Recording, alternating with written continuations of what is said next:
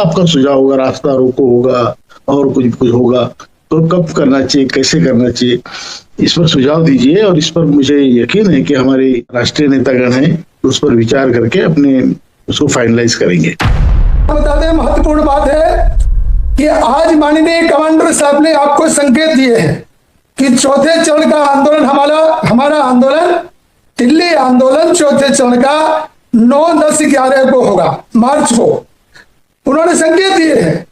और उसके संकेत से आप लोगों से पूछना चाहते हैं कि हमें क्या करना चाहिए। उसके सुझाव आप लोगों ने दिए हैं, बहुत सारे सुझाव कमांडर साहब के पास में आए हैं, लेकिन सभी जितने सुझाव आए हैं कहीं कोई बंधन नहीं है, सभी पर्याय खुले हुए हैं, चाहे रास्ता रोको हो, रेल रोको हो, आमरण अनशन हो, और जिसको हम कहते हैं कि एक ऐतिहासिक आंदोलन के रूप में वो आंदोलन हो, उस प्रकार से पूरी कमांडर साहब की पूरी तैयारी हो चुकी है। और आप लोगों से सहमति के बाद में कमांडर साहब को अंतिम स्वरूप जो है देंगे। आज आपने देखा होगा कमांडर साहब ने इसके संकेत दे दिए हैं। आपसे प्रार्थना है कि 2-3 दिन के अंदर सभी जो हमारे प्रांतीय अध्यक्ष हैं उनसे प्रार्थना है कि और कुछ उनके विशेष सुझाव हो तो माननीय कमांडर साहब के पास में डायरेक्ट भेजने की कृपा करें, जिससे कि प्रभावशाली ढंग से कार्यक्रम हमारा चल रहे हैं। जिन भाइयों ने, जिन लोगों ने हमको मदद की है, उनके घर के सामने हम कैसे अनशन करें? अरे भाई, आप अनशन ही तो कर रहे हैं, आप अपनी आवाजें तो पहुंचा रहे हैं। ये कोई जरूरी नहीं उनके घर के सामने नारे मत लगाइए, स्लोगन मत लगाइए, दीजिए जिंदाबाद के नारे लगा दीजिए, उन्होंने आपको सहयोग किया है। लेकिन जो है कार्यक्रम करना बहुत जरूरी है, ये कंपलसरी है। कमांडर साहब ने एडी से चोटी तक का जोर लगा दिया है। अब हमारी बारी है कि हम भी अपना प्रभावशाली ढंग से इस आंदोलन में भाग लें, चाहे एसएमएस का प्रश्न हो, भेजने का, मैसेज भेजने का हो, या एमपी के सामने आंदोलन का विषय हो, या आरपीएफसी या कलेक्टर के सामने जो है हमारा प्रोटेस्ट डिमॉन्स्ट्रेशन हो। ये सभी कार्यक्रम आपको बहुत ही प्रभावशाली ढंग से करना है। जय इंसान।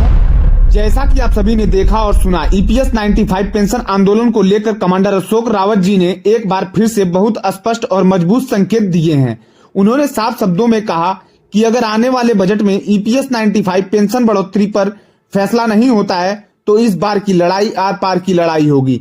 यह सिर्फ चेतावनी नहीं बल्कि करोड़ों पेंशनर्स की वर्षों से दबाई जा रही मांग की आवाज है।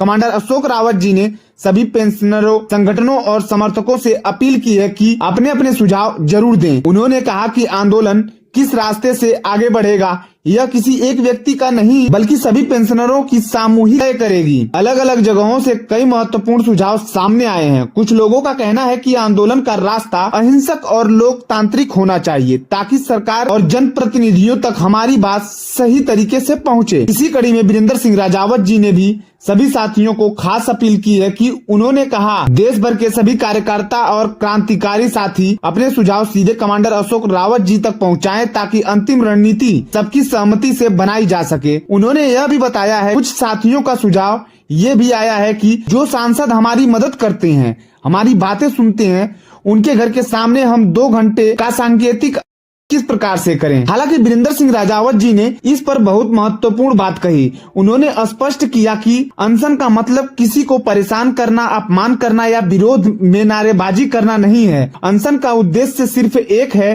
शांतिपूर्ण तरीके से अपनी मांग को सरकार तक पहुंचाना। उन्होंने कहा सांसदों के घर के सामने अनशन करते हुए उनकी जय जयकार लगाइए, उन्हें यह महसूस कराएं कि ईपीएस 95 पेंशनर्स उनके सहयोग के लिए आभारी हैं और उनसे विनम्र निवेदन किया जाए कि वे हमारी मांगे सरकार तक मजबूती से रखें। साथियों, अभी सबकी निगाहें आने वाली बजट पर टिकी हुई हैं। हमें इस बजट तक धैर्य रखना चाहिए, लेकिन साथ साथ जागरूकता, एकता और दबाव बनाए रखना भी जरूरी है। अगर दुर्भाग्यवश इस बजट में ईपीएस 95 पेंशनर्स की मांगों को नजरअंदाज किया गया, वीरेंद्र सिंह राजावत जी ने साफ शब्दों में कहा है कि मार्च के महीने में एक बहुत बड़े राष्ट्रीय आंदोलन का संकेत साफ दिखाई दे रहा है। अब समय आ गया है कि हम सब एकजुट रहें, शांत रहें, लेकिन मजबूती से अपनी आवाज उठाते रहें। यह लड़ाई सम्मान की है, हक की है और इंसाफ की है। इस खबर को ज्यादा से ज्यादा लाइक करें, सभी साथियों तक शेयर करें और चैनल को सब्सक्राइब करें ताकि हर ईपीएस 95 पेंशनर्स तक यह संदेश पहुंच सके और हमारी एकता और ताकत सरकार तक साफ साफ नजर आए। धन्यवाद।